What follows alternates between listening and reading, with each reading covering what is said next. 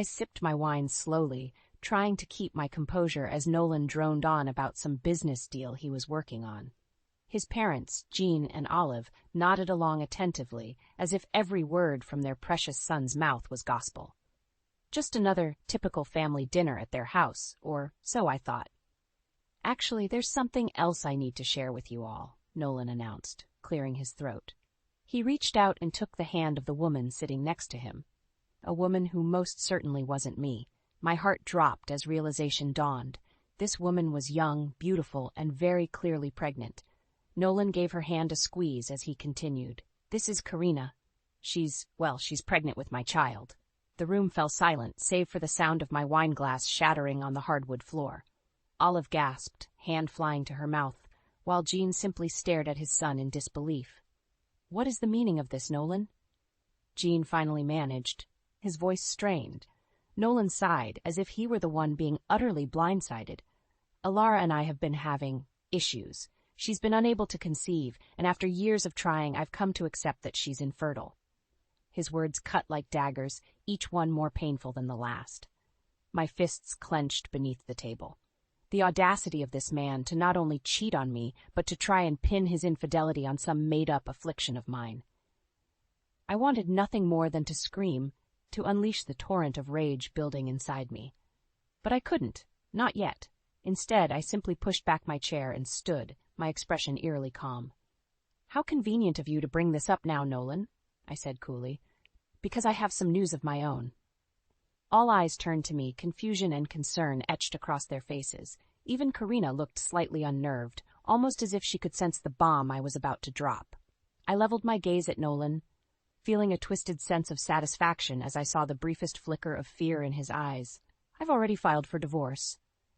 Those words hung in the air like a suffocating fog, the shocked expressions on everyone's faces almost comical. Almost. Nolan was the first to recover, his cheeks flushing an angry shade of crimson. You what?" he sputtered, eyes wide with disbelief. "How could you do this without even discussing it with me first?" I scoffed, rolling my eyes. "Oh, like you discussed your little fling with Karina here?" I gestured toward the woman sitting frozen beside him. "Don't play dumb, Nolan. You've been lying and manipulating me for months." Memories of our whispered arguments flooded back to me.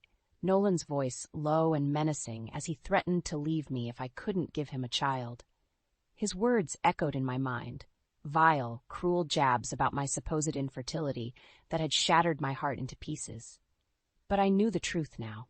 I'd sought the advice of a lawyer, a stern-faced woman named Evelyn, who had guided me through uncovering the facts about Nolan's indiscretions. With her help, I realized that his behavior stemmed not from any concern over children, but from his own selfish greed. "You're one to talk about lying," Nolan spat, rising from his chair. He towered over me, using his height to try and intimidate. But I refused to be cowed, not anymore. "At least I'm not the one trying to pin my failures on someone else," I shot back, holding his glare. "How convenient for you to claim I'm infertile when the truth is, you're the one who can't have kids." Nolan recoiled as if struck, his face contorting with rage. In the periphery of my vision, I saw Jean and Olive exchange a bewildered look, utterly lost. "That's ridiculous," Nolan roared, but I could see the fear flickering in his eyes. He knew I had him cornered. "You're delusional, Alara, absolutely delusional." Evelyn's words rang in my mind. "Stay calm. Don't let him rattle you." I took a deep breath, straightening my spine. "I'm not the one who's delusional here, Nolan," I said, my voice low but steady. "I know all about your money troubles, about the shady deals you've been making to try and stay afloat, and I know that Karina was well aware of it all." Karina made a small noise of protest, but I silenced her with a sharp look. The shadows of doubt had already been planted. I could see it in the way her hands rested protectively over her swollen belly, in the slight crease between her brows. This was just the beginning. By the time I was through, the entire foundation of lies Nolan had built would come crumbling down around him. In the days following my explosive revelation at Nolan's parents' house, I threw myself into gathering as much evidence against him as possible. My background as an investigative journalist came in handy. I knew how to follow a trail, no matter how faint the tracks. First, I met with a private investigator Evelyn had recommended, a gruff but efficient man named Marcus. He dug into Nolan's finances, uncovering a disturbing pattern of questionable transfers and investments tied to some shadowy overseas accounts. "Looks like your husband's been playing fast and loose with the rules," Marcus grunted, sliding a thick manila folder across the table. "These transactions here, they're raising all kinds of red flags." I pored over the documents, my heart sinking as I realized the full extent of Nolan's deceit. Not only had he been cheating on me emotionally, but financially as well, putting our hard-earned savings at risk with his reckless gambles. Armed with this new information, I paid a visit to one of Nolan's business associates, a weaselly little man named Terrence who always seemed to be sweating, even in the dead of winter. He reeked of desperation and cheap cologne as I cornered him outside his office one night. "Look, I don't know anything, okay?" he protested, hands raised in surrender. "Nolan kept me out of the loop on most of his deals." I leveled him with a steely glare. "Then what was that $50,000 wire transfer you received from him last month?" Terrence's eyes went wide, and I knew I had him. "How did you—" "I have my sources," I said coolly. "Now talk, unless you want the IRS sniffing around that offshore account of yours." By the time I left Terrence's office, I had a new stack of documents detailing yet more shady transactions between Nolan and his mistress, Karina. It seemed she had been well aware of his financial troubles. In fact, she had been actively enabling his poor decisions in exchange for a cut of the profits. As the picture became clearer, I felt a grim sense of satisfaction taking shape. Nolan had woven an intricate web of lies, thinking he could manipulate and betray me without consequence. But I was going to make sure that web unraveled spectacularly, leaving him with nothing but the harsh reality he had created for himself. My next move was arranging a little meet and greet with some of Nolan's investors, upstanding members of the community who had no idea what their money was really being used for. I knew exposing the truth to them would be the first delicious taste of revenge. So I bided my time, letting Nolan stew in his anxiety and arrogance as I methodically assembled the pieces of his downfall. With each new document, each damning piece of evidence, my determination burned brighter. Nolan thought he could play me for a fool, but by the time I was done, he would realize just how mistaken he was. With my arsenal of evidence steadily growing, it was time to start planting the seeds of doubt in Karina's mind. I knew if I could drive a wedge between her and Nolan, their entire facade would begin to crumble. I crossed paths with her first at the grocery store, seemingly by chance. She was in the produce aisle, absent-mindedly rubbing her swollen belly as she inspected a bunch of bananas. "Karina, hi!" I called out in an overly friendly tone. "How are you doing?" She startled, nearly dropping the bananas. "Alara? Oh, hi." Her eyes darted around nervously. "Just picking up a few things," I said, gesturing to my half-empty basket. "How's the pregnancy going? Getting enough folate in your diet?" Karina frowned, clearly caught off guard by my questions. Yeah, I think so. My doctor says everything looks good so far." "That's great to hear." I leaned in conspiratorially. "You know, with all the financial stresses Nolan's been under lately, I was a bit worried he might not be able to provide for the baby adequately." Her eyes widened fractionally at that. "Financial stresses? What are you talking about?" I gave an airy wave of my hand. "Oh, I'm sure it's nothing. Just some questionable business investments he's been making, but I'm certain a smart woman like you has her own safety net in place, just in case." The doubt was already starting to creep in behind Karina's eyes. I could see the cogs turning as she processed my not-so-subtle implications about Nolan's money troubles. A few days later, I orchestrated another chance meeting, this time at a trendy brunch place downtown. Karina was seated alone at the counter, nursing a glass of orange juice. "Hey there," I said, sliding onto the stool beside her. "Fancy running into you again?" She eyed me warily but managed a tight smile. "Yeah, what a coincidence. You know, I've been meaning to ask." I dropped my voice to a confidential murmur. "When's the baby due?" Nolan never did share the details with me. A flicker of unease passed over Karina's face. Early December. The 7th, I think." I nodded slowly. "Interesting. So you would have gotten pregnant right around the time those overseas money transfers started happening." Her breath caught in her throat as her eyes went wide. I had her full attention now. "What overseas transfers?" she demanded. "Nolan never said anything about that to me." A tight smile played across my lips. Didn't he? How strange. You'd think he would have mentioned risking all that money on those shadowy business deals, especially with a baby on the way. Karina's expression darkened like a thundercloud, her knuckles whitening as she gripped her glass. I could practically see the wheels spinning in her head, the little seeds of doubt and suspicion I'd planted finally taking root. With a sickly sweet smile, I rose from my stool. "Well, enjoy your brunch. Let me know if you need any baby name suggestions." As I sauntered away, I could feel Karina's accusing gaze burning into my back. But I didn't care. In fact, I relished it. The facade was cracking, and it was time to start preparing for the grand unveiling of Nolan's lies. One by one, the dominoes were falling into place for my deliciously overdue revenge. With Karina's suspicions towards Nolan steadily growing, it was time for me to deliver the killing blow. I arranged a little family meeting, under the guise of attempting to settle things amicably between us all. Of course, that was the farthest thing from my mind. When Nolan and Karina arrived at the cafe I had chosen, his parents, Jean and Olive, were already seated at a corner table, their expressions pinched with worry. Nolan's mouth tightened into a hard line when he saw me, but he said nothing as they joined us. "I'm glad you could all make it," I began, keeping my tone carefully neutral. "I think we have some issues that need to be addressed." "You don't say," Nolan bit out. Karina remained silent, not meeting my gaze. I turned to Jean and Olive, adopting a remorseful expression. "I know this situation hasn't been easy on any of you. Believe me, if I could go back and handle things differently, I would in a heartbeat." Jean reached across the table, patting my hand gently. Now, dear, we know this hasn't been your fault." "Don't coddle her," Nolan snapped. "She's the one who chose to throw away our marriage without even trying to work things out." "Is that what you really think happened?" I asked softly. "That I simply gave up without a fight?"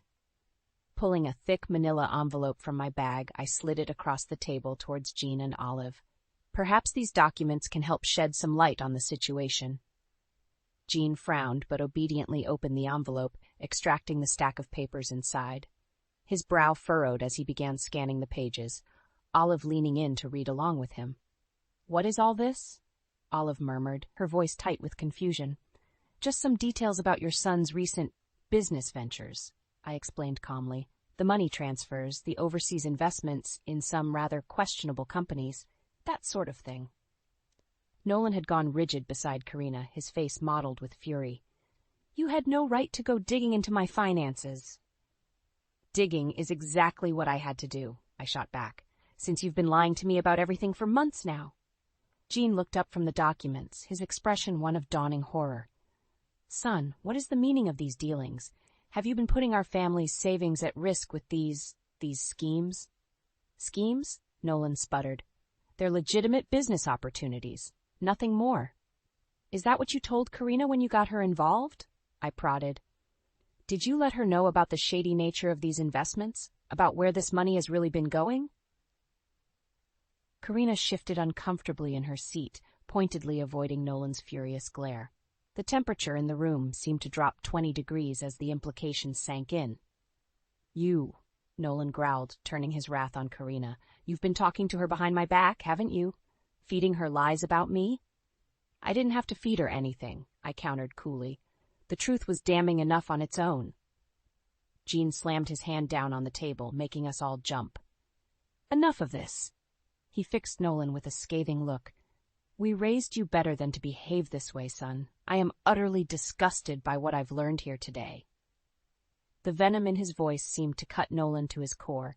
His arrogant bravado deflated like a punctured balloon as the full weight of his deceptions came crashing down. Reveling in his misery, I sat back with a satisfied smile playing across my lips. This was merely the opening salvo. I had so much more in store for the two of them. After all, I was just getting started on my deliciously overdue revenge. The fallout from my explosive reveal at the cafe was even more satisfying than I could have hoped. Jean and Olive were utterly devastated by Nolan's betrayal, the lies and financial recklessness leaving them questioning everything about the son they thought they knew. As for Nolan himself, he alternated between furious denial and sniveling attempts to make amends, desperately trying to regain control of a situation that had spiraled wildly out of his grasp. Karina remained stonily silent through it all, no doubt realizing the depth of deception she had willingly participated in. But I wasn't done with them yet, not by a long shot.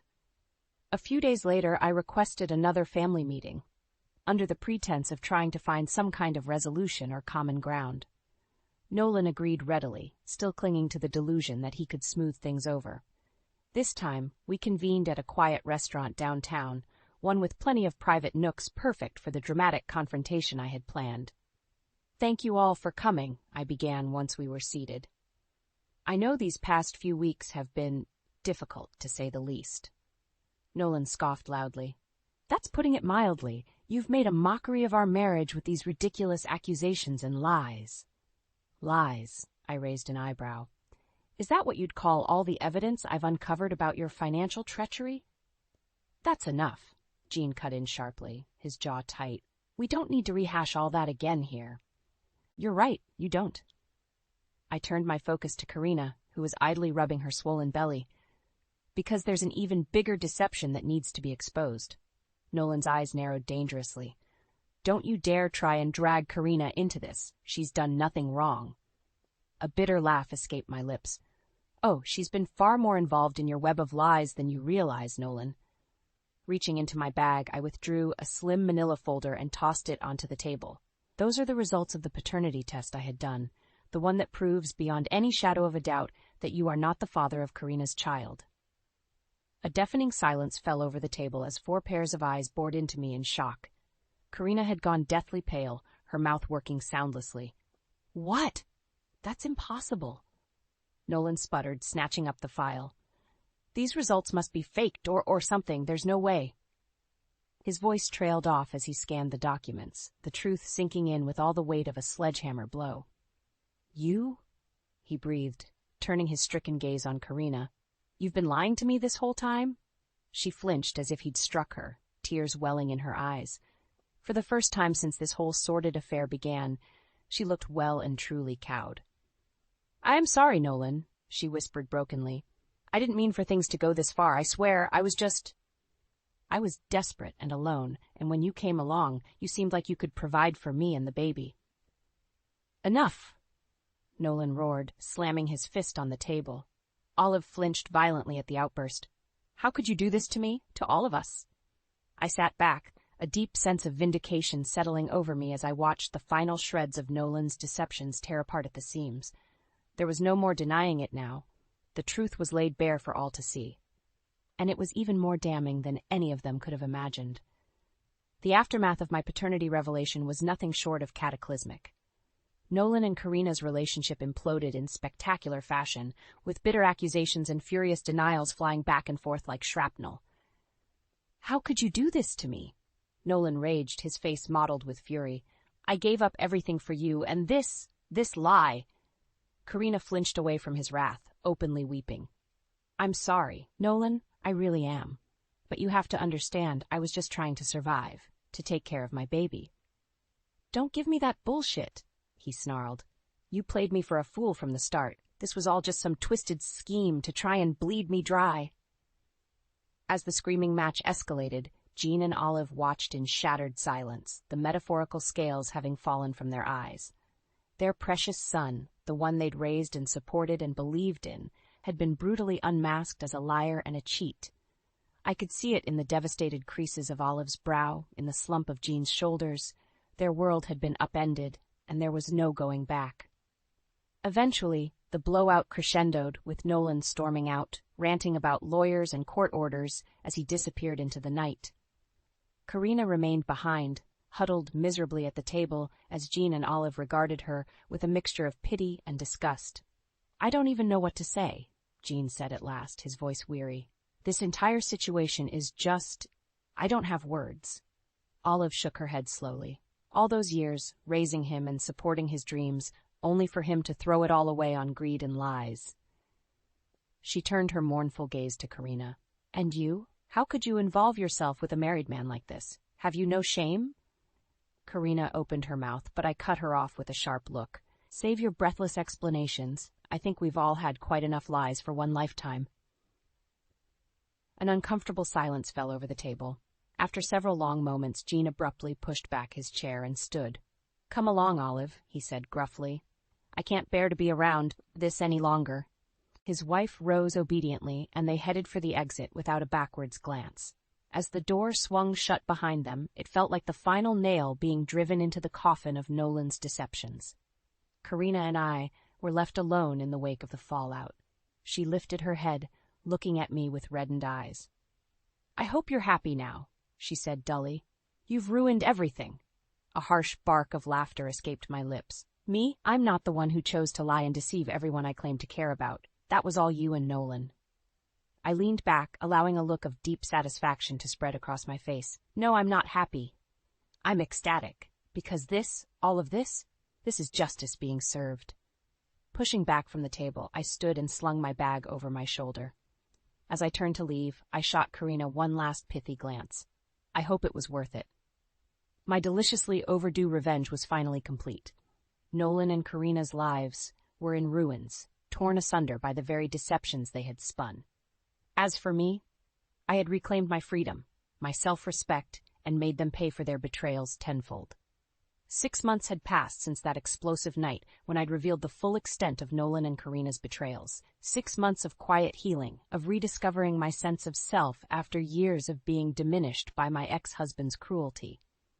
I'd thrown myself into my work as a freelance writer, pouring all the pain and anger and triumph of my experience into raw, unflinching prose. My words hit like a punch to the gut, resonating with readers who saw shards of their own struggles reflected in the stark honesty I projected.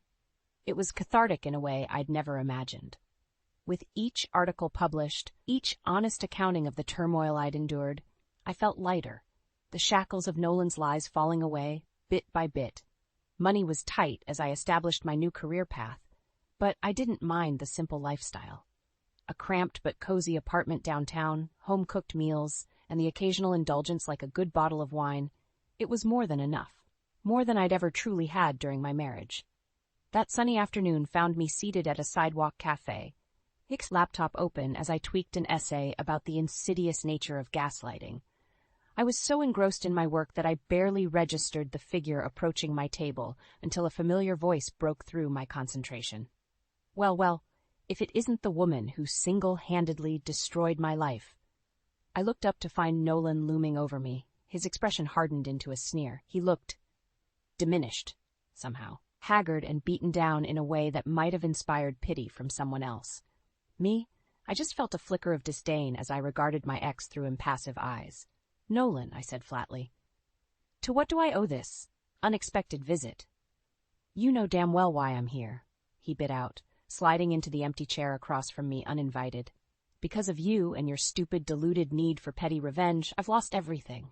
My business, my money, my family." I arched an eyebrow coolly. "Your family? You mean the one you systematically lied to and betrayed at every turn? Yes, how utterly tragic that they finally wised up and stopped enabling your despicable behavior."